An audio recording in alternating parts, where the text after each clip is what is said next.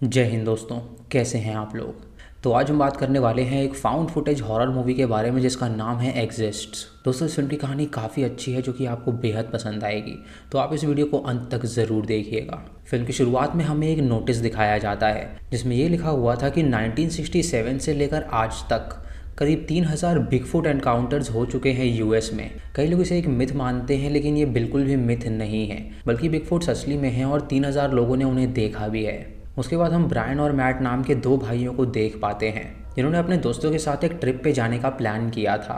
इनके बाकी तीन दोस्तों के नाम थे डोरा, टॉड एंड एलिजाबेथ, और ये सभी एक पुराने कैबिन में जाने वाले थे जो कि उनके अंकल का था और कई सालों से वहाँ पर कोई भी नहीं रहता था। जब ये लोग गाड़ी से वहाँ पर जा रहे होते हैं तो ब्रायन अपना कैमरा ऑन कर लेता है क्योंकि उसका शौक था कैमरे में हर एक मोमेंट को रिकॉर्ड करने का। तभी उन्हें एक दुकान नज़र आती है तो वो लोग वहाँ पर रुकते हैं कुछ सामान खरीदने के लिए। वो वहाँ पर कुछ पटाखे भी खरीदते हैं ताकि रात होते ही वो उसे फोड़ सकें।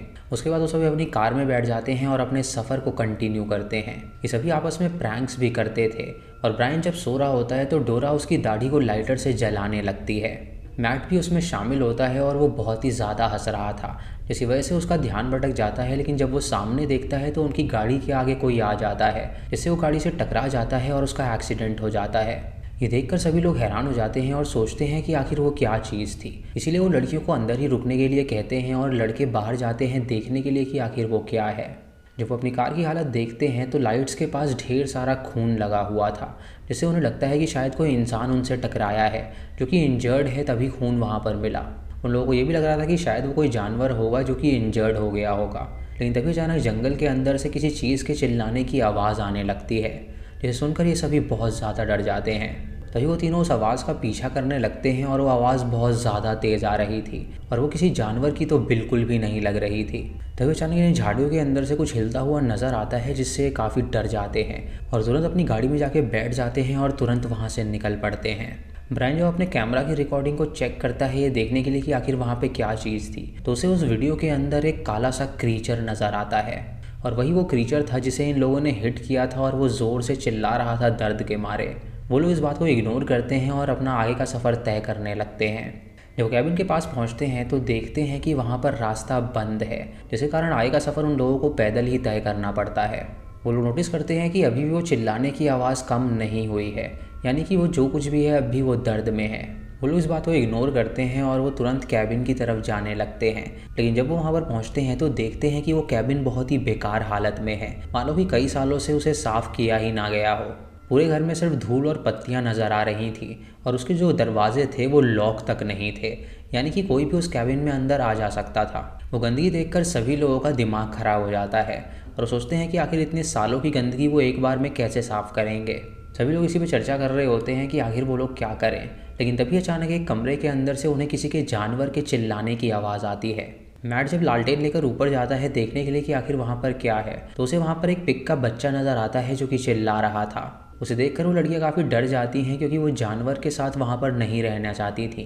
इसीलिए वो लोग डिसाइड करते हैं कि वो लोग इस कैबिन में तो रात नहीं बिता सकते क्योंकि वहाँ पर रहना खतरे से खाली बिल्कुल नहीं है। अब ये सभी डिसाइड करते हैं कि ये पूरी रात को कार में ही बिताएंगे ताकि वो अपनी कार के अंदर सेफ रह सकें।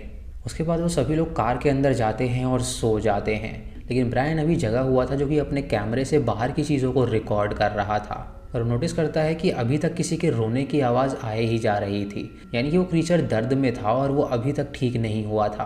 ब्रायन मैट को उठाता है और उससे कहता है कि वो आवाज़ अब भी बंद नहीं हुई है और ये आवाज़ उसी क्रीचर की है जिसको उन्होंने ठोकर मारी थी और दर्द के कारण वो रो रहा है तो उन्हें उसकी मदद करनी चाहिए। लेकिन उसका दोस्त उससे कहता है कि वो चुपचाप सो जाए। जब अगली सुबह होती है तो वो सभी उठते हैं और तालाब में नहाने लगते हैं और उसके बाद वो साइकिलिंग भी करते हैं और इन्जॉय करने लगते हैं ताकि वो अपने ट्रिप को और भी ज़्यादा मज़ेदार बना सकें।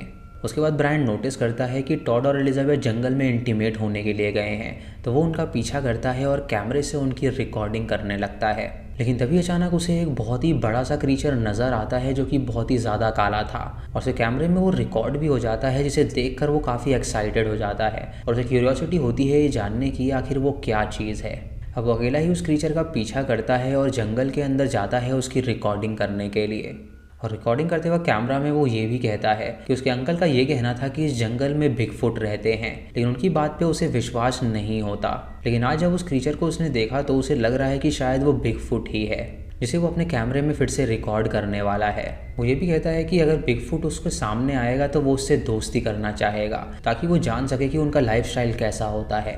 जब वो आगे बढ़ता है तो जंगल के अंदर उसे बिगफुट के पैरों के बड़े से निशान दिखते हैं, जिससे साबित हो जाता है कि वहाँ पे सच में बिगफुट रहते हैं। तभी ब्रायन को किसी के गुर्राने की आवाज़ आती है, जिससे वो बहुत ज़्यादा डर जाता है। इसीलिए वो तुरंत वहाँ से भागकर कैबिन के अंदर चला जाता है। उन लोगों ने कैबिन साफ़ कर दिया था और रात होते ही वो कैबिन के अंदर ही सोते हैं, लेकिन ब्रायन बाहर ही रुका हुआ था अपने कैमरे के साथ, क्योंकि उसे लग रहा था कि रात को वो बिगफुट को अपने कैमरा में कैप्चर कर सकता है। तभी उसे जंगल के अंदर से कुछ आवाज़ आने लगती है, तो ब्रायन उसका पीछा करने लगता है। तभी वो एक पेड़ के पीछे छुप जाता है उस आवाज़ को सुनने के लिए, और जब वो आगे बढ़ता है तो उसके सामने कोई आ जाता है। लेकिन तभी वो देखता है कि जिससे वो टकराया है वो कोई और नहीं बल्कि वो मैट और टॉम हैं, जो कि उसके साथ प्रैंक करने के लिए वहाँ पर आए थे। जब वो तीनों इस बात पे हंसने लगते हैं तो उनकी आवाज़ सुन के बिगफुट वहाँ पर आ जाता है। लेकिन ये जब उसे देखते हैं तो डर के मारे ये तुरंत कैबिन के अंदर चले जाते हैं। बिगफुट बहुत ज़ोर से चिल्लाने लगता है और वो सभी समझ जाते हैं कि वो खतरे में हैं, और तभी अचानक उन्हें कैबिन के पास से उसकी आवाज़ आने लगती है, जिससे वो समझ जाते हैं कि अब वो उनके कैबिन के पास आ चुका है। सभी लोग बहुत ज़्यादा डरे हुए थे और ब्रायन अपने कैमरा में सब कुछ रिकॉर्ड करने की कोशिश कर रहा होता है, क्योंकि वो अभी भी इसी उम्मीद में था कि वो अपने कैमरा में बिगफुट की फुटेज को कैद करेगा। तभी बिगफुट उनके दरवाजे को खोलने की कोशिश करने लगता है, लेकिन जब दरवाज़ा नहीं खुलता तो वो वहाँ से चला जाता है। कुछ देर बाद वहाँ पे इतनी शांति होती है कि सबको लगता है कि शायद बिगफुट वहाँ से चला गया होगा। अब ब्रायन ऊपर वाले फ्लोर पे जाता है और उसकी खिड़की से वो चेक करने लगता है, लेकिन तभी वो अपने सामने बिगफुट को पाता है, जो कि उस पर अटैक कर देता है, जिससे कि वो नीचे गिर जाता है। लेकिन जब वो लोग ज़ोर से चिल्लाते हैं तो बिगफुट डर के मारे वहाँ से भाग निकलता है। लेकिन वो खाली हाथ नहीं गया था, उसने गुस्से में इनकी कार को पूरी तरह डिस्ट्रॉय कर दिया था, जिससे कि अब वो चलने की हालत में नहीं थी। अगली सुबह जब सभी कार को देखते हैं तो हैरान हो जाते हैं और सोचने लगते हैं कि अब वो लोग यहाँ से बाहर कैसे निकल पाएंगे। अब वो सभी डिसाइड करते हैं कि वो कैबिन में ही सेफ रहेंगे, और वहीं पे वो डिसाइड करेंगे कि आगे उन्हें क्या करना है। उसके बाद टॉड ब्रायन को कहता है कि उसने कहा था कि उसे बिगफुट के बारे में सब कुछ पता है, क्योंकि उसके अंकल ने बिगफुट की कहानियाँ उसे सुनाई हैं, और उसके मुताबिक बिगफुट काफ़ी शांत होते हैं और जब उन्हें उकसाया जाए तभी वो अटैक करते हैं। लेकिन उन लोगों ने तो ऐसा कोई काम नहीं किया है जिससे कि वो उन पर अटैक करे, तो आखिर वो बिगफुट उनसे नाराज़ क्यों है और वो उनको क्यों मारना चाहता है। ब्रायन उससे कहता है कि उसे इस बारे में कुछ भी नहीं पता। उसके बाद डोरा सबसे कहती है कि वो लोग बिल्कुल भी चिंता ना करें, अगर वो सभी यहाँ से वापस नहीं निकल पाए तो ब्रायन के अंकल तो जानते ही हैं कि वो लोग यहाँ पर मौजूद हैं, तो वो उनकी मदद के लिए पुलिस को लेकर यहाँ पर ज़रूर आएंगे।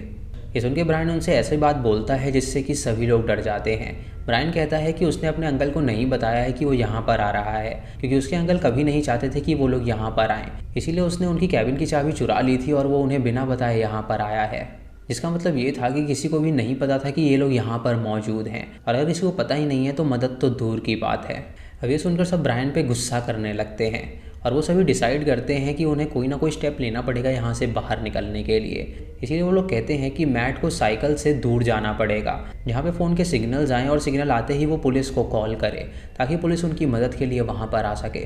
मैट इस बात के लिए राज़ी हो जाता है और वो तुरंत साइकिल उठाता है और वो अपने साइकिल और हेलमेट पर कैमराज लगा देता है। उसके बाद वो साइकिल लेकर आगे बढ़ने लगता है और जंगल के अंदर से उसे कुछ अजीब सी आवाज़ें भी आ रही थी, लेकिन वो बिल्कुल भी नहीं डरता और आगे बढ़ने लगता है।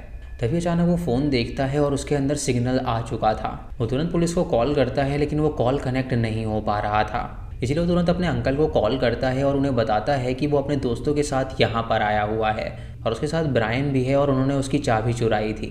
उन्हें ये भी बताता है कि उनकी जान खतरे में है क्योंकि एक बिगफुट उनके पीछे पड़ गया है, तो जल्दी से वहाँ पर आए उनकी जान बचाने के लिए। अब इत्तेफाक से ये सारी बातें उसके अंकल सुन लेते हैं और वो समझ जाते हैं कि उनकी जान खतरे में है। लेकिन तभी अचानक कॉल कट हो जाता है और मैट देखता है कि उसके सामने बिगफुट आ रहा है, जिसे देखकर वो डर जाता है और तुरंत अपनी साइकिल से भागने लगता है। तभी बिगफुट उस पर अटैक कर देता है और उसे पकड़ के अपने साथ ले जाता है। इधर कैबिन में सभी लोग डरे हुए थे क्योंकि अभी तक मैट वापस नहीं आया था और वो सभी दरवाजे और खिड़कियों को सामान से बंद कर रहे थे ताकि वो बिगफुट अंदर ना आ सके। तभी अचानक उस कैबिन के अंदर उन्हें एक सीक्रेट बेसमेंट मिलता है, जिसे देखकर वो खुश हो जाते हैं क्योंकि उसके अंदर बहुत ही आसानी से छुपा जा सकता था और उस बेसमेंट के अंदर एक गन भी थी जिसके अंदर कुछ बुलेट्स मौजूद थी। उसके बाद वो सभी बाहर जाते हैं और मैट के आने का इंतज़ार करने लगते हैं, लेकिन तभी अचानक उनके सामने बिगफुट आ जाता है जो कि मैट की साइकिल उनकी तरफ फेंकता है, जिससे वो लोग समझ जाते हैं कि मैट पकड़ा गया है और बिगफुट ने उसे जान से मार डाला है। वो सभी काफ़ी डर जाते हैं और तुरंत कैबिन के अंदर चले जाते हैं, लेकिन बिगफुट बहुत ज़्यादा गुस्से में था जो कि दरवाजे को तोड़ने की कोशिश करने लगता है। तभी अचानक वो दरवाजे को अचानक खिसकाता है और उसके हाथ एलिजाबेथ लग जाती है, जिसे वो खींच के ले जाने की कोशिश करने लगता है। लेकिन वो सभी एलिजाबेथ को पकड़ लेते हैं और टॉड बिगफुट पे गोली चला देता है, जिसकी वजह से बिगफुट तुरंत वहाँ से भाग निकलता है। इसी मौके का फ़ायदा उठाकर वो लोग तुरंत बेसमेंट के अंदर चले जाते हैं ताकि वो सेफ रह सकें। बिगफुट ने एलिजाबेथ को पकड़ने के दौरान उसे बहुत ही ज़्यादा जख्मी कर दिया था, जिसकी वजह से उसकी मौत बेसमेंट में ही हो जाती है। यानी कि अब सिर्फ 3 लोग बचे थे, ब्रायन, डोरा और टॉड, और ये तीनों यहाँ से बाहर निकल पाएंगे या नहीं, ये आपको आगे पता चलेगा। बिगफुट फिर से अंदर आता है और वो सीधा बेसमेंट में घुस जाता है, लेकिन टॉड फिर से उस पर गोली चला देता है, जिससे उसे गोली लग जाती है और गोली लगते ही वो तुरंत वहाँ से भाग निकलता है क्योंकि उसे काफ़ी ज़्यादा दर्द हो रहा था।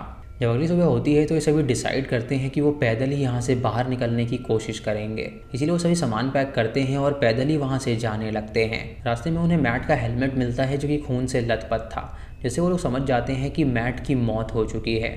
और ऐसे ही चलते चलते उन्हें पूरी रात हो जाती है, जिससे कि वहाँ पे अंधेरा होने लगता है और ये डरने लगते हैं। उसके बाद वो तीनों एक गड्ढे में छुप जाते हैं ताकि वो वहाँ पर रात बिता सकें, क्योंकि रात को बिगफुट उन पर कभी भी अटैक कर सकता था।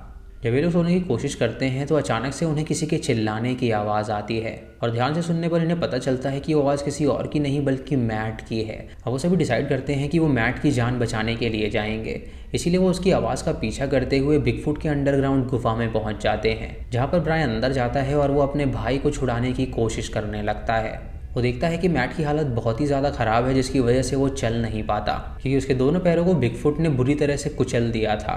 वो सभी उसे बाहर निकालते हैं और आगे बढ़ने लगते हैं और तभी अचानक उन्हें एक ट्रॉली नज़र आती है जिसके अंदर वो छुप सकते थे। वो तुरंत मैट को उस ट्रॉली के अंदर ले जाते हैं और वहीं पर सुला देते हैं। तभी अचानक ब्रायन को उसके अंकल का कॉल आता है क्योंकि वहाँ पर अब सिग्नल आ चुके थे। उसके अंकल उससे कहते हैं कि वो कैबिन में आ चुके हैं लेकिन वहाँ पर कोई भी मौजूद नहीं है, और ये सुन के ब्रायन उन्हें अपना पता बताता है कि वो कहाँ पर मौजूद है। उसके अंकल उसका लोकेशन नहीं पहचान पा रहे थे, इसीलिए टॉड उनसे कहता है कि क्यों ना वो पटाखे फोड़ दें, जिसकी आवाज़ सुन के उसके अंकल वहाँ पर आ जाएंगे और वो सभी आसानी से यहाँ से बाहर निकल पाएंगे। अब टॉड तुरंत उन पटाखों को फोड़ देता है, जिसकी वजह से उसके अंकल आवाज़ सुनकर वहाँ पर आने लगते हैं, लेकिन टॉड की ये सबसे बड़ी बेवकूफ़ी थी। उन पटाखों की आवाज़ सुनकर बिगफुट तुरंत वहाँ पर आ जाता है और वो टॉड पे अटैक करके उसे जान से मार डालता है। उसके बाद वो उस पूरी ट्रॉली को उल्टा पलट देता है, जिससे कि डोरा और मैट जान से मारे जाते हैं। ब्रायन किसी तरह वहाँ से भाग निकलता है और उसने कैमरा अभी ऑन कर रखा था, लेकिन तभी जाना उसका पैर फिसल जाता है, जिसकी वजह से वो नीचे गिर जाता है और बेहोश हो जाता है। बिगफुट जब वहाँ पर पहुँचता है तो उसे लगता है कि शायद वो भी मर गया है, इसीलिए वो उसे उठाकर ले जाता है और उसके दोस्तों के लाशों के साथ उसे पटक देता है। तभी अचानक ब्रायन को जब होश आता है तो वो देखता है कि पास ही में एक बेबी बिगफुट मरा हुआ है, जिसके शरीर से बहुत ज़्यादा खून निकल चुका था। ये देखकर वो समझ जाता है कि दरअसल उनकी कार से जो एक्सीडेंट हुआ था वो बेबी बिगफुट का एक्सीडेंट हुआ था, जिसकी वजह से वो रात भर चिल्लाया था और उसे मदद की ज़रूरत थी, लेकिन वो लोगों ने उसे इग्नोर किया और वो वहीं पर मारा गया। ये जो बिगफुट थी दरअसल वो उस बेबी बिगफुट की माँ थी और वो इसीलिए बहुत ज़्यादा गुस्से में थी क्योंकि उन लोगों ने उसके बच्चे को उससे छीन लिया था। ब्रायन ये जानकर तुरंत वहाँ से भागने लगता है और बिगफुट उसका पीछा करने लगती है। तभी बिगफुट को रियलाइज़ होता है कि उन्होंने उसके बच्चे को छीना है, जो कि बहुत ही गलत बात है, इसलिए वो तुरंत रुक जाता है और बिगफुट से उसके किए के लिए माफ़ी मांगने लगता है। उससे कहता है कि अगर वो चाहे तो वो उसे मार सकता है क्योंकि वो उसका गुनहगार है। ये देखकर बिगफुट उसे नहीं मारता और वहाँ से चला जाता है क्योंकि उसे पता लग गया था कि उसे एहसास हो गया है कि उसने कितनी बड़ी गलती करी है। ये बिगफुट काफ़ी समझदार थी, जिसने अपने बेटे के कातिल को जाने दिया था, लेकिन गुस्से में आकर उसने उसके 4 दोस्तों को मार डाला था क्योंकि वो सभी उसके बच्चे के कातिल थे। ब्रायन अकेला ही वहाँ पे सरवाइव कर पाता है और इसी के साथ ये मूवी यहीं पर ख़त्म हो जाती है। तो दोस्तों ये थी इस फिल्म की कहानी और इसके अंदर ये दिखाया गया है कि बिगफुट के अंदर कितना बड़प्पन है। उसने अपने बच्चे के कातिल को जाने दिया क्योंकि उसने उससे माफ़ी मांग ली थी। फिल्म में ये दिखाया गया है कि कोई भी जानवर किसी पे ऐसे ही हमला नहीं करता है, जब इंसान उन्हें ट्रिगर करते हैं तब जाके वो हमला करते हैं। अगर वो लोग बिगफुट के बच्चे को चोट नहीं पहुंचाते तो बिगफुट कभी भी उन्हें मारती ही नहीं, क्योंकि उसका काम है जंगल में रहना और वो आराम से जंगल में रह रही थी। लेकिन जब इंसानों की वजह से उसका बच्चा मारा गया तो उसे बहुत ही गुस्सा आया और उसने एक एक करके सबको मार डाला, लेकिन ब्रायन को उसने बख्श दिया क्योंकि ब्रायन को अपनी गलती का एहसास हो गया था और उसने उससे माफ़ी मांग ली थी। तो दोस्तों ये थी आज की वीडियो। आपको ये वीडियो कैसी लगी आप हमें कमेंट सेक्शन में ज़रूर बताइएगा। चैनल पे नए हैं तो ये सब्सक्राइब करें और बेल आइकॉन दबाएं नोटिफिकेशंस के लिए। और दोस्तों वीडियो को लाइक और शेयर करना बिल्कुल मत भूलिएगा। तो मैं मिलता हूँ आपको अगली वीडियो में। तब तक के लिए जय हिंद।